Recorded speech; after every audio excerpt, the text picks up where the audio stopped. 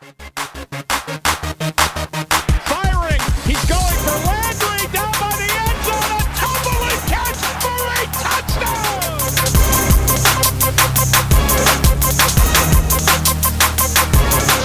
He's to the 30, 20, 10, 5, touchdown.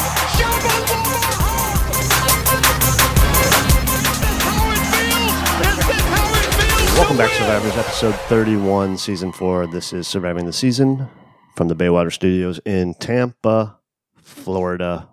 I'm Adam. Greg is here. Yo. 1 day late. We are a day late, yeah. We had some complications yesterday. I was a little more pissed off yesterday, too, so that would have been great. Browns embarrassed thoroughly on Monday Night Football, 31-3 by the San Francisco 49ers. Best player on the field was Jamie Gillen, and everybody else was terrible. And Chubb wasn't that bad. I can wrap it up probably for the day. Chubb did good. Oh, yeah, true. 16 carries, 87 yards. Tavierre Thomas blocked a field goal. Oh, field goal, yeah. Yeah, that was solid. I don't think everything's bad. I mean, the defense was pretty bad. Offense was pretty bad. Special teams was pretty bad, too, now that I think about it. Yeah, it was pretty bad overall. I don't even know where to start with this.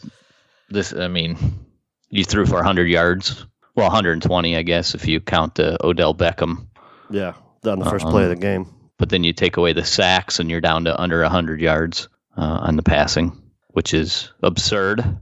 You ran the ball halfway decent, but you can't you can't just run every play. You have to be able to throw the ball in the National Football League. But then when you go to San Francisco side, they literally could run the ball every play and dominated. They averaged almost 7 yards a carry. So I don't even know what to tell you about this game. If right now, if what continues, and I don't think it will, I think eventually, especially with the schedule that's remaining, the Browns are going to bounce back, finally right the ship. Things are going to get a lot easier. We're going to start winning games. But if you're just talking about playing against teams that are good teams in the league that you need to beat, like San Francisco's playing very good football. The Browns should have the talent to compete with San Francisco. There's just so much going wrong. I don't know how you could, if things just kept going the way they're going, how could you honestly bring back Freddie Kitchens for year 2? Oh, yikes. If things don't change. If things don't change. I mean, think about that. Could you honestly do that? Because you're talking about when you thinking that the offense is going to be a strength of the team, we're in the bottom, like we're like 25th, 28th, something like that in the league in offense, right? The offense is putrid, and he's supposed to be this offensive coach, and everything's going wrong. What are you getting from Freddie Kitchens defensively that you can't get from any coach? True. Nothing. So you have him here for offense, and your offense is unwatchable. And I'm not saying this is all on Freddie Kitchens. There's plenty of blame to go to Baker Mayfield. There's plenty of blame to go to the 49ers had a play before half where they rushed 2 players and got a sack. And people try to tell me the offensive line isn't a problem. They rushed 2 players, but the offensive line it's not our problem. It's not our only problem. It is a major problem. The problem is, and when you wrap all these things up, and we're making mistakes, we're leading the league in penalties. How many penalties did we have? I don't even know.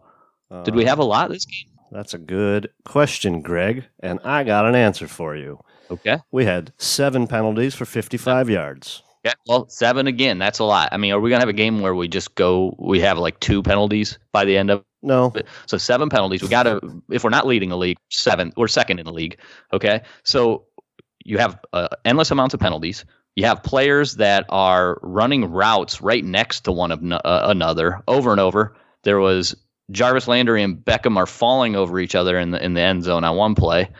There's plays that are dead before they even start because of the way that they're scripted. Baker has never in the history of his, how old is he? 24? 24 years has never played this bad. You could probably go back to his flag football days in 4th grade. He wasn't this bad. He's actually regressing. He's getting worse. How do you go from throwing the most touchdowns in NFL history as a rookie to what's going on right now. And then you're going to say, okay, well, all that's happening and it's not on the coach. Yeah, Mayfield didn't get worse. It just doesn't happen. It's just not. The offense is so terrible. Like you said, receivers running into each other, falling in love with 2 tight end sets, and then our tight ends are suspect. We're 30% through the. Everyone keeps saying, well, it's only 5 games. Well, we're 30% into the season. Mm-hmm. We beat the Ravens 40-25. I'd probably like to go back and look at what we did there. But our other win against the Jets was terrible offense. We just beat just a shitty team. And then basically embarrassed by the Titans and embarrassed by the Niners.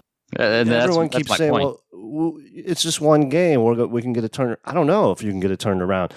The season's going to be over. Who cares? If we go in the back end and beat the Dolphins and beat the Bengals a couple times, beat the Cardinals, I don't think right now, I don't think the Browns can beat the Seahawks. I don't think they can beat the Patriots. I think they're going to lose on the road to the Broncos. They've got to figure something out. But if we go 8-8 and everyone goes, well, we didn't do bad, that's a failure. Everything's a failure. Yeah, 8-8's a failure. Would be terrible. And right now, just to go to the back end of this and beat, the Steelers' third-string quarterback or whoever the fuck they throw out there, those aren't good wins. You don't even want to take this team. This team is not a playoff team, so we can kind of forget talking about it. Well, I mean, we're only 5 games. But there is something to say that you're only 5 games into this thing. We're not a playoff team right now, but that doesn't mean you can't turn things around. I mean, you have to. You can't just keep going and playing the same way that you're playing. Something has to change drastically. And the things that I'm seeing, it's so many different problems right now. I don't even know where to start. But the first thing you got to do is quit killing yourself. Quit putting yourself in third down and longs all the time. Make it easier on Baker. I mean, I'm watching San Francisco run these plays that it's just the defense doesn't know what to think. They go, all right, we know you like to run outside zone. The first thing we have to stop is outside zone. So then they're running the counter off the outside zone. They're running the play action off the outside zone. 49ers, you know what their bread and butter is. What is the Browns' bread and butter? What is our identity on offense? How do we go out there and go, this is what we are, and you have to stop that, and then we're going to play everything off of that. Because right now it's like there's some good plays being called by Freddie. Like, the things that we talked about, the little wrinkles that he added last year that we were so excited about, there were some fantastic plays, but how do you string these all together? It just seems like we have you take some good plays and you just throw them all in there and hope that good things happen, but there's no real purpose for the offense. They're not dictating anything. They're not saying this is who we are. This is the Cleveland Browns offense. You have to stop that, and then we're going to play off of whatever our strength is. What is our strength? We don't even know what our strength is. We're nothing. We're lost on offense. If they can figure that out defensively, you had a rough game, but you have to think the defense is good enough to be a playoff team overall, and we've seen that through 5 games. This is all comes down to offense. Offense has to get it together. You can't score 3 goddamn points in the NFL in 2019. You cannot. It should never happen. The rules are set up in your favor for you to get free first down after free first down. All you got to do is throw the ball up half the time. The refs are going to throw a nonsense penalty, a pass interference, or a nonsense touching the quarterback call. It's made for you to score points, and you put up 3. It's disgusting. The offense is a debacle. I've never seen anything like this. This is the kind of offense, when you look at it on paper, you should be out there. If you score 20, it's a bad game. I just don't understand how you have Nick Chubb, Landry, Beckham, and Beckham can't get open. I don't understand what are we doing with Beckham? Why can't he get open? He's open all the time. Yeah, I mean, there's plays where I'm seeing him open and they're not throwing to him. The one where they threw to Harris, I believe Booger brought it up in the game that, they should have thrown that to Jones, Ricky Seals-Jones. Odell Beckham is wide open. So Baker's missing some throws. The other one that in was it first possession where Baker throws it high to Odell, they counted a drop on during the telecast. There's no way that's a drop. That ball is way too. If he makes that catch, you go, geez, that's another spectacular Odell Beckham Jr. But calling that a drop is the equivalent of the way they used to treat Omar Vizquel back in the day in baseball. Mm-hmm. Like if it's anywhere near him, he has to make the play because he's Omar Vizquel. Well, you can't. It's not. It's an uncatchable ball for 99.9% of the guys in the league. You get 0.1% with Beckham to try to make that catch. He doesn't make it. It's not a drop. It's a bad throw. Baker's got to hit those. So Baker's got to be better. But there's also there's plays where he doesn't stand a chance because our offensive line's just getting destroyed, just absolutely destroyed. Nick Bosa looked like the combination of Reggie White and Lawrence Taylor combined in one, unstoppable. We had two blockers at times trying to block him, and we can't maintain a block. Greg Robinson shouldn't even be on an NFL team, let alone starting for one. Same thing with the other side, Hubbard. Disgrace. They're terrible. And this is the team that everybody wanted to blow John Dorsey for how long about, oh, look at the great job. He took all these players and he's setting us up perfectly, blah, blah, blah. What have we got? What is he going to do? How is he going to address these issues? Because these are the obvious holes that we were talking about. Eric Kush, people say, well, that's not a big problem. Eric Kush hasn't been. He's been a problem the last two games. He's getting his ass pushed right back into Baker. How is Baker supposed to throw over this offensive line? They're getting more. They're at almost as many batted passes against Baker as what he had the entire last year. That doesn't happen if you have throwing lanes. If the offensive line is blocking at the line of scrimmage and not getting pushed 5 yards back into Baker. Mm-hmm. This is what's consistently happening. It's not just a coaching problem. It's a player problem. It's a roster built problem. These are the issues we thought we were going to have. If you don't have time to throw down the field, you can't bring in a guy, Todd Monken, whose offense is based upon throwing the ball deep down the field, long developing plays. If you can't block for that, you have to design your offense a different way. Freddie has got to go, hey, we can't continue to run these long developing plays. We have to get the ball out of Baker's hands quick. And there's times where they do it. There's times where it looks good. And then there's 3 or 4 plays that don't work, that are dead before they even start. And then you're punting again. Yeah. It's so many problems. You can't sum it up with you fix this one thing and everything's done. No, it's way further than that. The tight ends are abominable. I mean, the fact that you lost David Njoku, like that's a huge loss. And people wanted to shit on David Njoku for so long, Browns fans.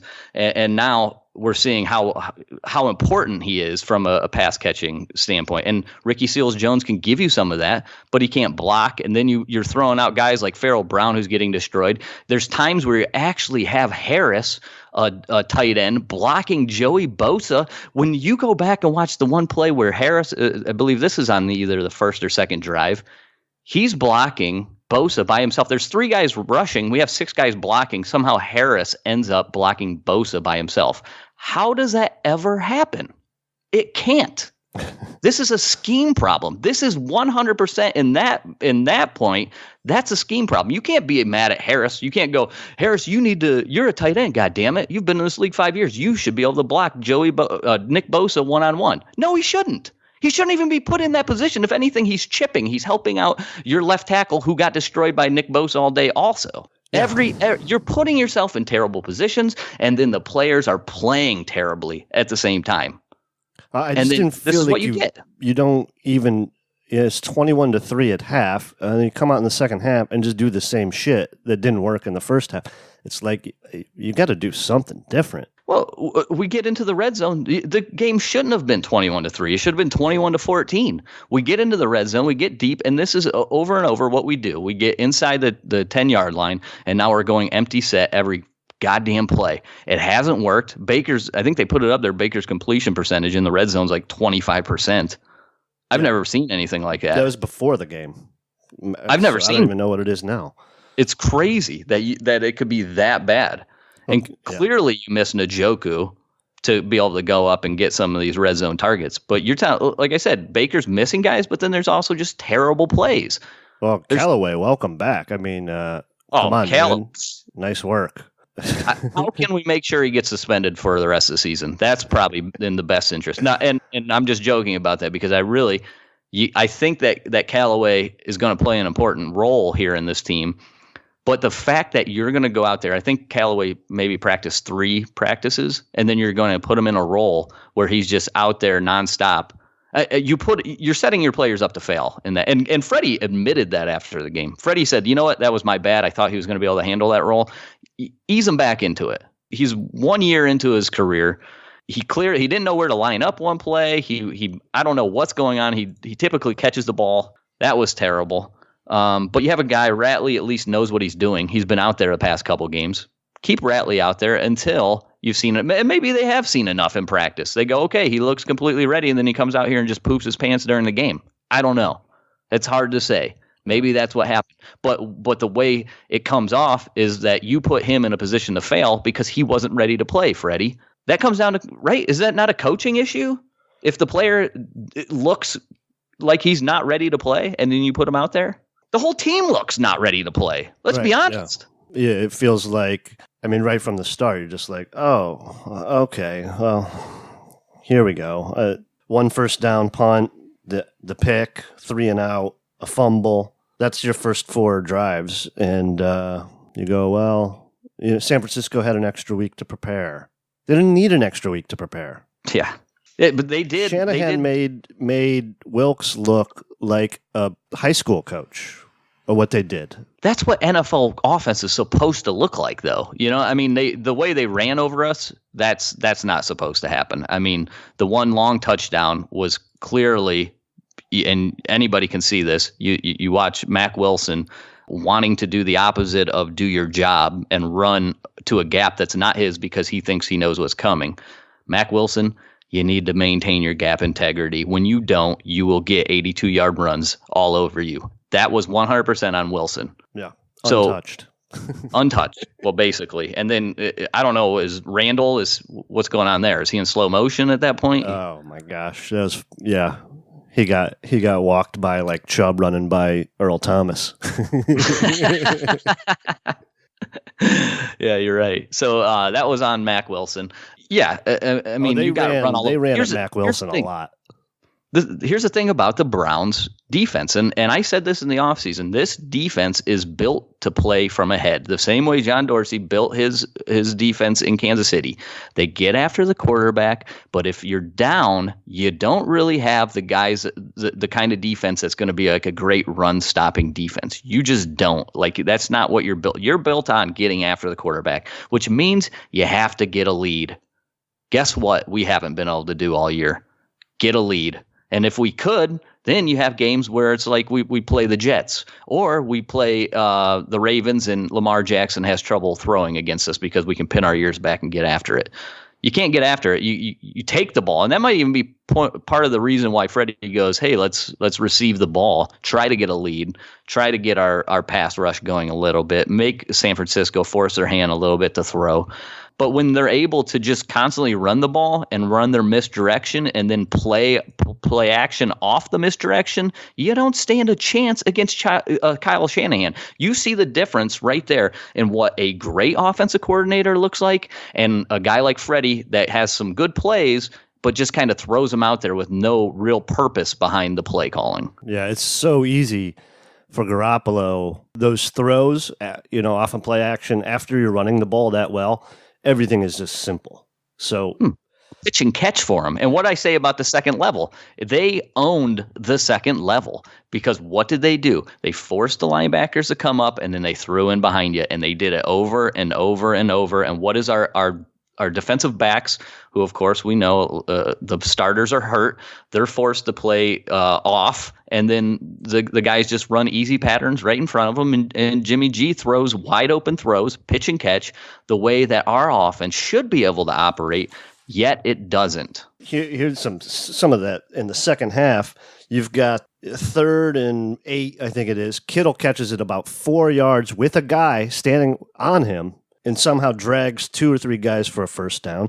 3rd and 5, another one, he catches it short on the same drive, drags a couple people across for a first down. Browns were terrible.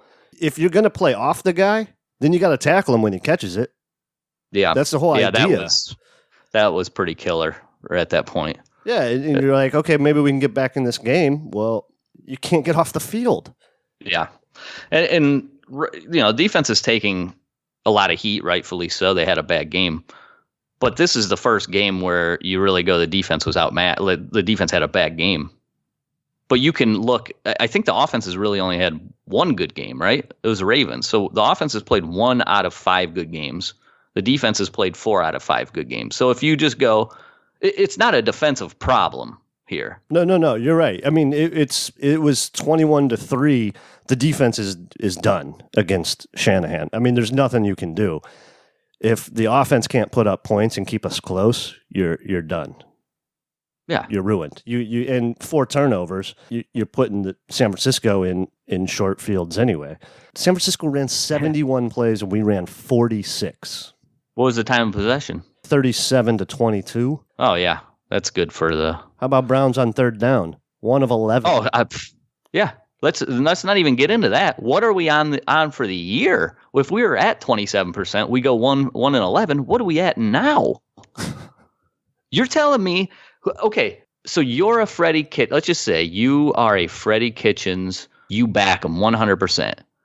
This continues for 16 games. How can you convince me that you keep Freddie for another year? How could you convince John Dorsey to keep me around? How does that happen if they play like this? The only way you can do that is if you go, well, I got a rookie quarterback and a bunch of, but you don't. And second year. I know. That's my point. Right now, you have an offense that's built to win. So if you can't get anything out of that offense, yeah, I mean, you've got to make a change. Mayfield's only got, he's in his second year. He's got 3 more years before extend. You've got to win with these dudes now. Chubb's in his second year. He's only got a couple more years. You've got OBJ. What's he got left? 4. So he's got plenty. What do you do with Landry at the end of this year? There's just so many things. Like, if you can't win with this offense, if you can't get this offense to go, you don't have any excuses. We don't have Rosen out there with a bunch of no-name receivers and no running backs like down in Miami. And everyone knows Miami doesn't want to win anyway. The Browns have to win. Yep. And that might be a lot of pressure for a first-year coach, but, well, that's where we're at. Yep. That's the dinner that's served. But you didn't have to get a first-year coach. So you know that you're ready to win, John Dorsey. You don't have to get a first-year coach. Bruce Arians was practically begging to get hired on this. Now, we talked about Bruce Arians making the mistake last week and laughing about it. But if that's what you thought that it would take, that you're not going to be able to win with a first-year head coach, then you didn't have to go that route. You chose to go this route. And now you can't use that as an excuse, in my opinion, right? You can't go, well, this is the growing pains that come with a first-year coach. You can't have growing pains when you're ready to compete, when you're ready, you're a playoff team, you're ready to go deep and win games against good teams. Yeah, like I said, we're probably getting the second half of this season and beat some bad teams. Really, that's what happened at the end of last year. We beat a lot of bad teams, and Baker looked good against some shitty teams. And then this is what helped Freddie get this job. Is the bad teams that are left on our schedule going to be enough to keep him around? And I'm not saying to fire. I'm not sitting here saying fire Freddie Kitchens. I think he needs to get this right. I like his attitude in the fact that he is constantly taking blame. He's not Hugh Jackson would have been blaming everybody by now. He would have been crying after the games like he always was. He can't handle this losing. He would have been blaming everybody if they can't do this right, that right. Freddie's taking the onus on himself. I need to see him get this fixed though, because we have a long way to go. It seems like there's just too many problems happening over and over, and that when you see these things like spacing, that sort of thing, good coaching doesn't allow that to happen, right? Right. You go over that with a fine-tooth comb over and over and over until you say, you finally got it right. I am not going to allow you guys to fail. I'm going to put you in good positions. I'm going to put the players that, whatever you do well, I'm going to find a way to help you do that in the game. I'm not going to put you in a position not to do that. I mean, there's just too much of that, man. There's too much of expecting a guy like Harris to be able to block Bosa. You're not going to win that way. You know what I'm saying? No chance. He has no chance to win that rep. I mean, how many times have we even thrown it? They threw one ball deep to Beckham. The thing that Beckham is so good at least in New York, was getting getting behind the defense along, you could hit them. You could be good for like one long bomb a game. And then it came to the point where it's like Eli can't even throw the ball down the field anymore. We're not even throwing deep to anybody. And they had a couple shots set up and protection, but protection breaks down every single time. Yeah. It's such a myriad of problems offensively that it scares me. I get it over a couple games. It's 31-3. If we lose 31-21 and there's some, you know what, a couple bad breaks, Callaway drops one at the end zone. You know what, we'll get them next time. Mm-hmm. We didn't do anything. We didn't do anything good offensively, except maybe run the ball a little bit. Which, how much? If it's 21-3, how the fuck can you not throw the ball in the NFL in the second half? The teams allow you to get, the 8-yard pass. Yeah.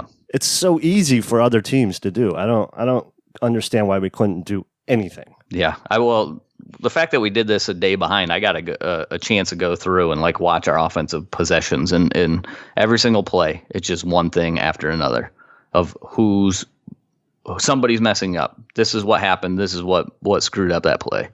It's every single play. There's something that somebody. I mean, the play where Hilliard, it's 3rd down and 3 or 3rd down and 7. Hilliard is in there to pick up the blitz against Quan Alexander. Do you remember? This is the 3rd possession, I believe. Guys wide open. There's guys running wide open, but Quan Alexander just runs right through Hilliard and gets the sack. Oh, yeah. And again, we don't have a 3rd down back. We do not have a 3rd down back. Meanwhile, we traded away one, and it's a good trade. You get a 3rd-round pick if you know that you have a guy that can fill in properly, which you don't. It's like trading away Zeitler. If you know Corbett can play, he can't.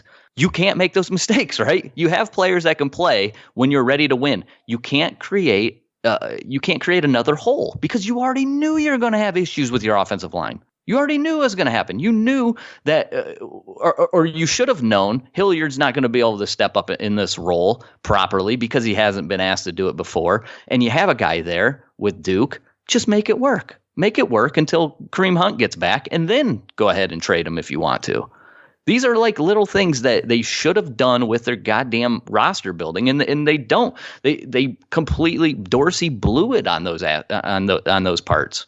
And I'm not saying Eric Kush is not the reason why the Browns are losing. He's not, but he's not helping. He's not doing a good job. Right. He's just a body. Yeah, it's so hard if your offensive line. I mean, the Niners barely blitzed. They bring 4 only and consistently get to the quarterback. Like you said, they got to the quarterback with 2. I mean, we've got to be able to block 4 dudes. I get it. Sometimes when, a running back gets run over by a blitzing linebacker, Baker's supposed to read the blitzing linebacker. You throw it towards that zone or whatever. But they're rushing 4, dropping 7. There's nowhere to throw the ball. The receivers are all on top of each other anyway. So I just don't really know. I mean, there's no reason to rush more than 4 against the Browns because we can't protect for long enough. They know. So that's what the key is in the NFL. I mean, the less people you have to rush to create pressure means the more people you put in coverage. Which is what we thought we were going to get this year by rushing 4. Yeah, but the difference is people are saying, "Oh, where's Myles Garrett in this game?" This is not a Myles Garrett type game. They don't need you can't get pressure on the 49ers because they have your whole team going one way, thinking the ball's going that way, and then they're going the opposite way. It's all misdirection. The Browns still are not running this shit. And then they go, well, we can't protect. Well, yeah, because everybody knows what you're doing. They're coming right after you. You're not disguising things over and over. The whole 49ers offense is a disguise. Everything looks like the same play. Everything. And then they play off it and they're doing different things off of that. And then your head's spinning. You're a defensive lineman. You're like, I can't go after the quarterback here. I have to maintain my gap responsibility. I've got the outside contain. I've got this job to do. So you can't pin your ears back and go. The Browns, we're not even offering fakes, but when we do, it works. But when most of these plays, we're not even offering that the play's going one way or the other. We're literally just lining up and saying, go go beat your guy, and we're going to come right at you. We don't have the horses up front with this offensive line to come right at you. This is why I was saying go under center a little bit more. They went under center a little bit more, by the way, and they were running some play action off of it. But it will give you the time as you're faking. If you're running outside zone, let's say you're running outside zone left. Okay, as your Baker takes a snap and he's running the ball left to Chubb, that's giving your wide receivers time to get down the field. And then as Baker boots around, it's creating space from the defensive line to where Baker is. That's going to be able to give him longer to look for these long developing plays. We can't run those by just going line up 5 dudes and let's go right at you and see what happens. It's not working because our offensive line sucks. It's garbage. We can't play anybody with a good defensive line with the 5 dudes that we have there because our tackles are basically useless. You can't do it. You can't do it. Yeah. So you have to create a way. You have to get the defense thinking, okay, things are going this way, and then you turn around and bring it the other way. Browns have to run misdirection 100% of the time. Nothing can look normal. Right. Nothing can just go as planned because we can't do that. And it's been proven over and over. I just don't understand how the offense can look so much different from what it did last year to now. And they're still going 5 games into this thing going, yeah, it's fine. This is the Browns offense. Probably the only really nice offensive play was that little trap run to Chubb, the one he goes for 37. It was the only one that looked a little different, Oh, okay, here's something, here's a wrinkle we can throw in there. They had a couple of them, and I can't think of them. I mean, if we went through every single play, I would tell you. But there was a couple plays where I was like, oh, really good design. That was a really good design. That was a really good design. But they're few and far between.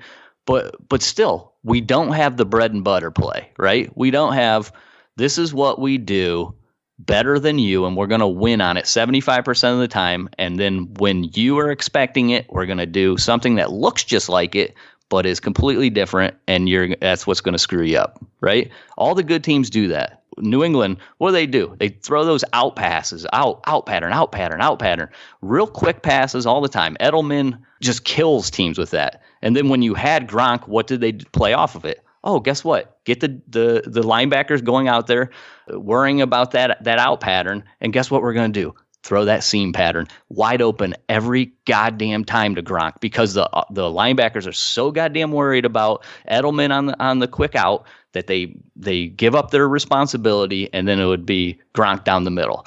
It's the same thing. Outside zone, play action, play off of it. The Rams run the exact same shit, the exact same stuff. It works every single time. I've talked about it in New Orleans a million times of how they play off of their good players. We're not doing that, man. What is our identity? What are we? What do we want to do? If you turn it into a running team, if you're struggling at throwing the ball, pound Chubb and play off of that. More play action. I don't care. Go make Tony Grossi happy. Go get a goddamn fullback. Get in the I formation for all I care and run off of that because what you're doing right now is not working. And while we can say it's only 5 games, you've got to figure something out. We thought there's a possibility the Browns get to the break 2-4. I didn't think we were going to get to the break 2-4 looking this badly, though. I thought 2-4, if we looked reasonable, the 2-4 that we're looking at now is way worse than I thought. Yeah, we had a chance to be. I don't know what we're averaging point wise offensively, but it has to be. I mean, we were thinking mid 25-ish, right? That's probably what we were thinking. 25 points a game or something like that. I mean, we're in the teens for sure. We have 92 points in 5 games. Okay. And we scored 40 against the Ravens. So we've got 50 points in 4 games otherwise. Oh, wow. That's just fantastic. On a team that should be pretty much an offensive strength. I don't know. The whole point, the guy was made head coach is because he was so good at offense. The only reason that you had to hire the guy is because your offense was going to take the next step. You wouldn't have hired this guy for any other reason except offense is his thing, and he does something special that you can't get from another coach. I haven't seen that yet. like I said, I like Freddie's attitude. I like how Freddie is going about it, and maybe Baker is just in the all-time worst slump that he could possibly be in, and maybe finds himself out of this thing. I don't know, but it's going to take a heroic level effort right now for one of these guys, somebody in this team, to start to turn this thing around. Somebody, it has to start somewhere. Is it the coaching? Is it Baker? Is it the offensive line? I don't know. It's everything so far. But somebody has to take a step forward and quit making mistakes. It's unwatchable. It is seriously unwatchable. It sort of reminds me of like the 1-15 season where I'm just sitting here on Sunday taking notes, watching shitty football, and here I am on Monday night, all fired up for the game, and by 8:30, I'm ready to just throw the notebook down and go to bed. Like it's just awful. Yeah. And like you said, if we put up 21 points and it's 31-21, okay, so be it. We lost. I can lose games. I don't have any problem losing games. I have problems getting embarrassed, blown out. It's so, like you said, it's so hard to get blown out in this league. You really have to have like some real fundamental problem to not be able to like move the ball at all. They're not even close. There's problem after problem after problem. There's so many problems. Like I said, I don't even know where they can start. I guess you just go, well, Seattle's next. Let's get ready for that one. And, maybe they can come out and make a show of it. But really got to find some sense of identity offensively, defensively. You start to come together a little bit. I don't know. It seemed like after the Callaway drop and interception, it was like, I guess we're done for the day. It just seemed everyone was just done. I was done after that. I go, well, that was about our only chance to get back into this thing, because you could just see it. You could see that our offense was just going to struggle. You could tell. I mean, you can see it from the jump. The 49ers look like they were playing in a different gear from the first snap than what we were. Like they're just playing faster. They were ready to go. I don't know if they're just fresh, or the Browns, if they're just beat up. They did, it's hard to say. There's so many factors that go into this thing, but it doesn't matter. At the end of the day, you're a professional. Like you're a pro team that has to come out and give a better showing than putting up 3 lousy points. 180 yards. If you take away yards per pass, once you take away the sack yardage, their yards per pass by the Browns was 2.8 yards. That's not going to do anything. You can't even get a first down. You're punting if you're averaging 2.8 yards. I don't know. They got a long way to go, man. They got a long way to go. And seriously, like, you can't. There's no way you can sell Freddie Kitchens to this fan base if this continues. Let's be honest. It's not going to happen. Even if you go 8-8, but this is the kind of efforts that we put up against the good teams. If we go out and we beat the Bengals and Pittsburgh, who's down 2 quarterbacks, all the shit teams, we go out there and beat all the shit teams, but can't win one meaningful game against a good team. Good luck trying to sell this guy back. Right. Do want to reiterate this, what you said earlier, is that we're not talking about anyone getting fired. It's just if there's 16 games of this, that would be a discussion that we might have to have. Oh, yeah. With our history, you can't fire somebody in season. But there was, this is the good. Somebody had tweeted out this earlier. This is the good thing if you're the Browns when you look at this. All right. Easiest remaining NFL schedules by opponent win percentage. Buffalo has the easiest right now with the remaining games at a 35% winning percentage by their opponents. Cleveland is number 2 in the league with a 38% winning percentage by their upcoming opponents. So if there's anything that gives you hope as a Browns fan, is that the remaining schedule, and we have a couple hard games here. We have a couple tough games yet to go. That gives you, there's a I guess a light at the end of this tunnel here. And we talked about it, like this first half of the season is going to be tough. It's going to be tough to get by. But man, 3 points. Come on. I mean, if you look at it overall, the AFC North might be one of the worst. AFC North is shit this year. And now that, especially division. I mean, you don't have Roethlisberger injury You're probably not really saying that, right? Sure. I mean, because Baltimore's fine. Baltimore's really on where we're at this point, even though they're 3-2, but they've had a little easier go of it so far. But the Steelers, they don't stand a chance now with the injuries there, and Bengals they're finding ways to lose. I mean, Baltimore's beat 3 shitty teams, Dolphins, Cardinals, and Steelers, and barely beat the Steelers, and they've lost to the Chiefs and the Browns. So interesting maybe how good Baltimore is. Yeah. Again, Baltimore is a team that if you get ahead of them, they're going to have a hard road back. But I mean, I'd bet money on the Ravens right now over the Browns to win the division. I think we're a better team. Like I said, I think what we saw last week is what we can expect from the Browns when they put it all together, right? Didn't you just expect, even if we had a bad game, I was thinking it was going to be somewhere in the middle of 40 points and 3 points. I didn't think it could be one or the other, you know? Exactly. 40-3. It just doesn't make sense. How can it be that bad? What do you do, man? You next week. That's it. Next man up. That's it. Go to next week and try to figure it out. You go back to work. What are we doing here that didn't work? How can we put this together? You know, maybe Freddie's in over his head. I mean, surely he looked like it, but we got 11 games to go, so put it together, boys.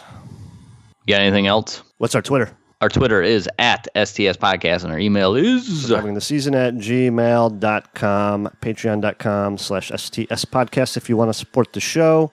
Thanks, everyone, reaching out on Twitter. We haven't really been too active on Twitter lately, but feel free to hit us up there. And we got some emails probably to cover. We're a little bit behind the ball right now, but we'll get out in front of these here. Thanks so much, everybody. Tough week, but Seattle's next. Tell them what we say. keep on surviving.